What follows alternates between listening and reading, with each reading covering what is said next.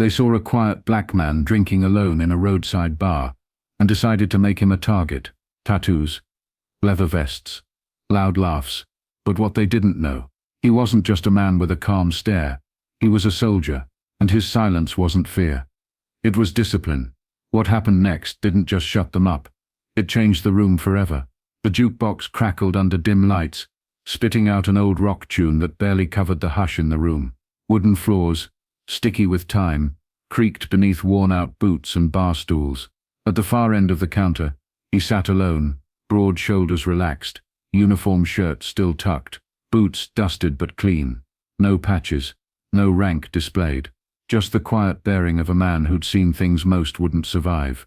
The bartender slid a glass of water his way, unasked. "Anything stronger?" he offered. The man shook his head. "Just this, I'm driving."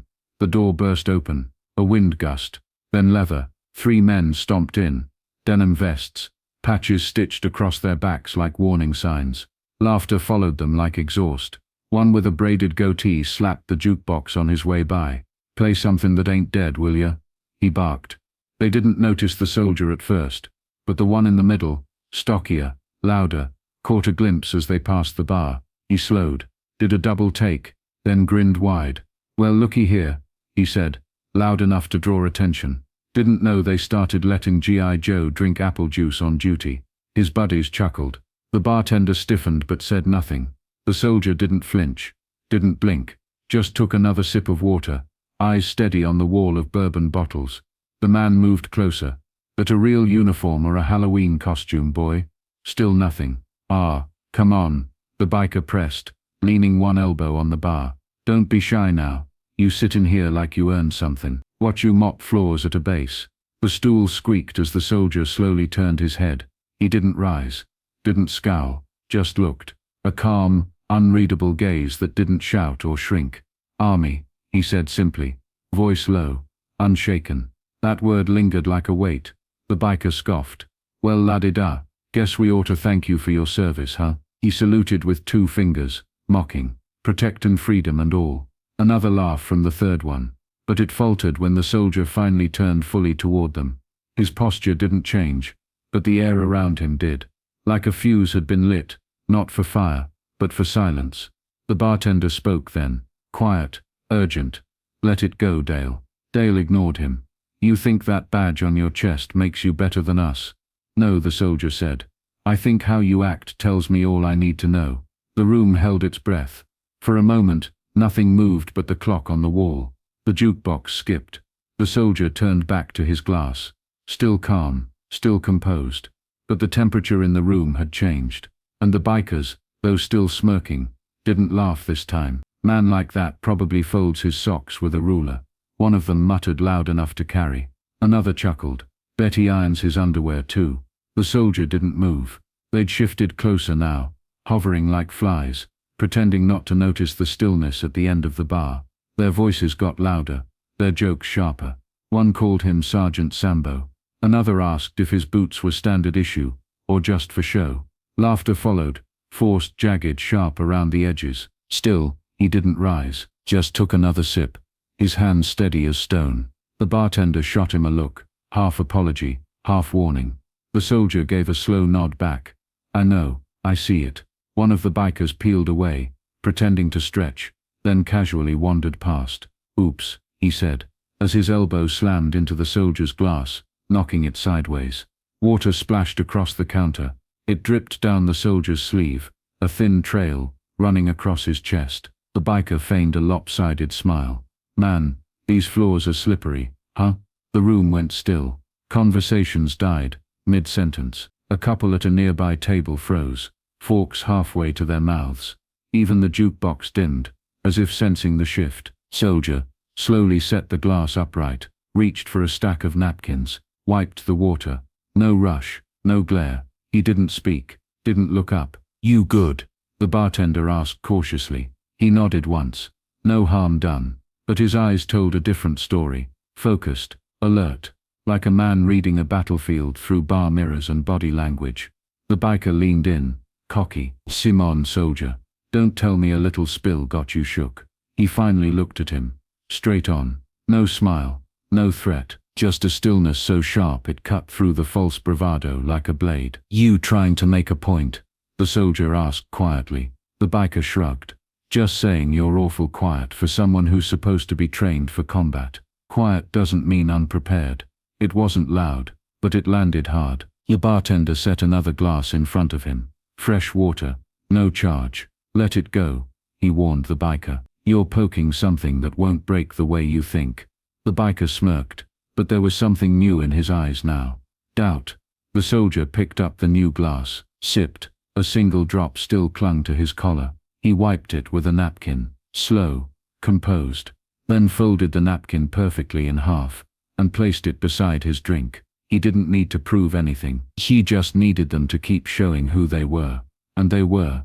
The door shut behind the bikers with a final clink of metal and glass. No slurs, no laughter. Just footsteps fading into the night. Inside, the bar slowly began to breathe again. Forks clinked against plates. Someone cleared their throat. The jukebox clicked, and an old blues track floated out like a sigh through the quiet. But something had shifted. Like the floor was still holding its breath, just softer now. The soldier sat for a moment longer, finished the last sip of water, set the glass down neatly, coaster aligned beneath it. No rush, no need to mark the moment with anything more than presence. The bartender gave him a quiet nod. Not gratitude, not pity, just respect. He returned it. Charlie tipped his glass toward him as he stood. "World's got fewer men like you than it needs." The soldier didn't answer, just placed a tip on the bar, folded crisp, then turned toward the door. He passed each table slowly, boots hitting the worn wood in rhythm with the low hum of the jukebox. No eyes followed him now, not out of avoidance, but out of recognition. The way people look at someone who's just reminded them what dignity looks like in real time. He was nearly to the door when a voice stopped him. "Sir?" He turned. A young man sat near the end of the bar, ball cap low over his eyes. Maybe 20, maybe just old enough to vote. Nervous hands wrapped around a soda glass, like he was afraid it might shatter. The kid cleared his throat. "Thank you." The soldier tilted his head slightly. "Not just for your service," the young man added. "For all of it. For how you handled them. For not letting it turn ugly. I've been in rooms like that. I didn't always know how to hold my ground." The soldier looked at him, really looked, then nodded once. Not out of politeness, but understanding. "The kind that says you're seen, you matter. You held it tonight," the kid said, voice quiet. "And it held me too." The soldier stepped closer, just enough to place a hand gently on the back of the young man's shoulder. Not firm, not dramatic, just steady. "Sometimes silence teaches louder than shouting," he said. Then he turned, pushed open the door, and stepped into the night. No fanfare, no applause, just a man leaving the room the same way he came in. Quiet, grounded, whole. But the bar didn't forget. And neither did the boy. Some stories don't need fists to leave a mark. Just quiet strength, earned dignity, and the kind of presence that rewrites a room. If this moment moved you, share it. Save it, and spread the power of grace under fire. Drop a comment. What does real strength mean to you? Have you ever seen silence speak louder than words? Subscribe to Black Roots for more untold stories that challenge bias, reclaim power, and remind us who we truly are. Because sometimes, the calmest voice carries the deepest truth. The bar had gone still, but stillness doesn't mean surrender. Dale's buddy, the youngest of the three, shaved head, wire-thin, shifted in his seat. The silence was starting to itch. Respect sat too heavy in the room, and he didn't like how quickly the tide had turned. He leaned forward, arms on his knees, voice just loud enough to carry. "You know," he said, eyes locked on the soldier. "Some folks just don't belong in places like this." The bartender froze mid-pour. Charlie exhaled slow, like he'd heard this line before. Too many times from too many mouths that thought they knew something. The soldier didn't look up, just finished his drink. Set the glass down gently. The biker smirked, emboldened. "Guys like you, always acting like you're owed something. Medals don't buy you a seat at every table, you know." The soldier stood. The legs of his stool scraped back slow. No rush, no threat, just a shift in posture that drew every eye in the room. Not because they feared what he'd do, but because they were waiting to see how he'd do it. He didn't raise his voice. He didn't square up. He just looked at the man who had spoken and said, "You think I don't belong here because of what I look like?" The biker blinked but said nothing. "You look at my skin and decide I'm lesser, that I must have taken something you deserved, that I'm standing in your space." He took a single step forward, not aggressive, but deliberate. "I bled for this country. I've held men dying in my arms, who never asked who I prayed to, or where I grew up. We all wore the same flag. Same fear, same courage." He paused. "Let the words settle. Then I didn't ask for your respect, but I earned it. Long before I ever walked through that door." The biker's smirk faded. His throat moved, but no words came out. "You think strength is loud," the soldier said, voice still calm. "But real strength, it doesn't need to shout." The room was silent. Even the regulars in the back, the ones who never looked up from their drinks, were watching now. The jukebox had gone quiet again. Song finished, but no one dared pick the next. The soldier stepped back, sat down, reached for the napkin still folded beside his glass. Charlie let out a slow whistle. "Damn." The bartender set a fresh water down, gently. "Next one's on me." The young biker stared at the floor, because nothing had been thrown, no fists raised, no curses screamed. But something had landed, and it landed hard. Dale let out a brittle chuckle, sharp and thin like a cracked windshield. "All right, preacher," he said, forcing a grin. "Didn't mean to get you all worked up." But his voice didn't carry like before. It trembled, just a little, and nobody laughed with him, not even his crew. The youngest biker stared down at the floorboards. The third one, the one with the goatee, shifted in his seat, and looked toward the door, like he suddenly remembered somewhere else he needed to be. The room wasn't tense anymore. It was quiet, not the kind of silence that comes before a fight, but the kind that comes after a truth no one can outrun. The soldier didn't move, didn't speak, just sat there, hands folded on the bar, not smug, not angry, just present, steady, and in that steadiness was something none of them expected. Grace. The bartender came back around, glass in hand, a smooth pour, not rushed. He set it down gently, in front of the soldier. "On the house," he said. His voice didn't ask for attention. It simply declared what was right. The soldier nodded. "Thank you." Charlie raised his own drink, eyes never leaving the young men across the room. "Funny thing about silence," he said. "Sometimes it says more than any fight ever could." Dale scoffed again, but softer this time, his bravado shrinking beneath the weight of what had just unfolded. "You all take yourselves too serious." "No," Charlie replied. "We just don't take ignorance lightly." That landed heavier than he meant it to. Even Dale felt it. His jaw tightened, but he didn't speak. The soldier took a slow sip, then set the glass back down, fingertips resting lightly on the rim. His posture never changed, but the energy around him did, like he'd walked into a room full of storms, and chose stillness instead. And that stillness, it swallowed every shallow insult and spit back dignity. The door creaked as the youngest biker stood, muttering something under his breath. The other two followed, quieter now. Dale paused at the exit, looked back like he might say something else, but didn't. He just nodded once, not at anyone in particular, and stepped outside. The bar exhaled. A slow release. Forks scraped plates again. A pool ball cracked in the back corner. Life resumed, but not untouched. The soldier didn't watch them leave. He didn't have to. The lesson had already stayed behind. The bartender leaned in, elbows on the counter, voice low and gravel-worn. "Son, maybe it's best you leave. This town don't always know how to behave after dark." The soldier didn't turn, just lifted his glass, took another calm sip. "I've faced worse than words," he said, voice even, steady. "And besides, leaving sends the wrong message." The bartender sighed, eyes scanning the room.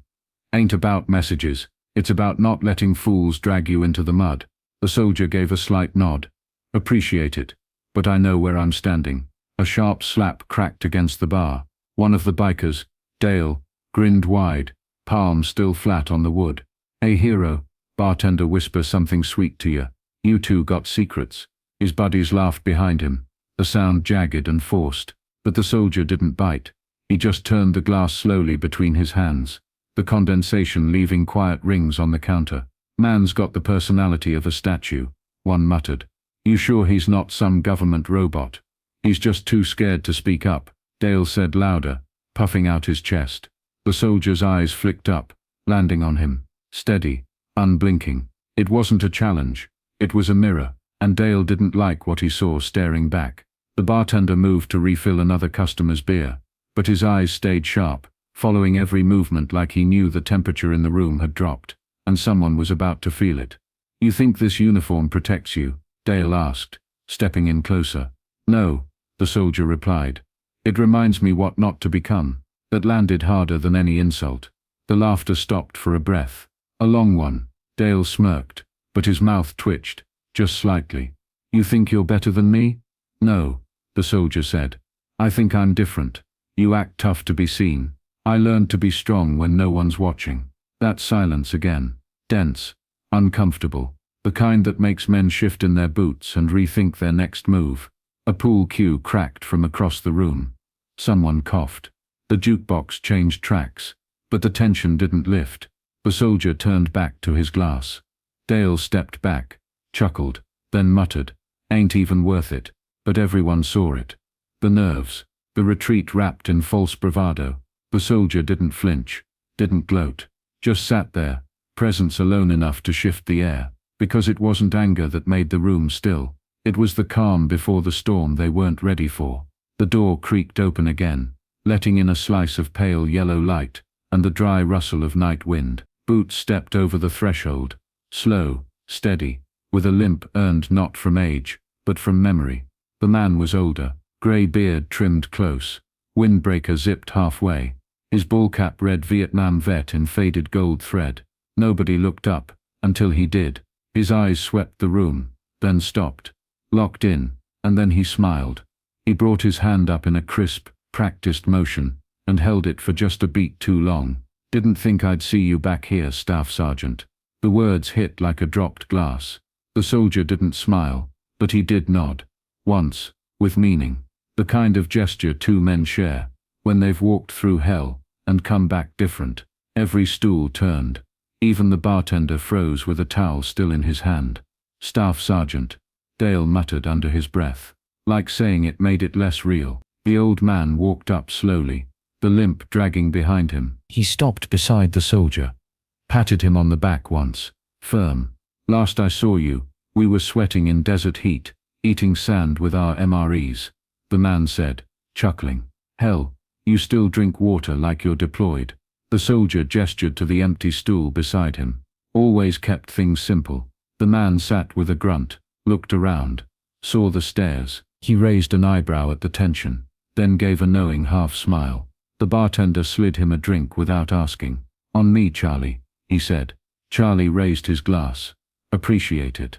Silence lingered, not awkward, just heavy. Dale shifted in place, arms now crossed tighter than before. His smirk was gone, so was the laugh. His eyes danced between the two soldiers, measuring, recalculating. The younger biker leaned in, whispering, "You know him." Charlie heard it, didn't bother turning. "That man pulled 3 of us out, after an IED hit in Fallujah. Burned his own damn arm doing it." He took a sip, didn't say a word about it the whole time, just patched us up and kept watch till evac. The room changed, even the jukebox seemed quieter now. Dale cleared his throat. "Didn't realize." "You didn't ask," Charlie cut in. Calm, no malice, just truth. The soldier stayed silent, still calm, still watching. Charlie turned to him again. "Didn't expect to see you in a place like this. Didn't expect to be tested so soon," the soldier replied. Charlie gave a short laugh, deep and gravelly. They don't know what quiet power looks like anymore, and at that moment they did. But the moment passed, and some things don't break until they're pushed again.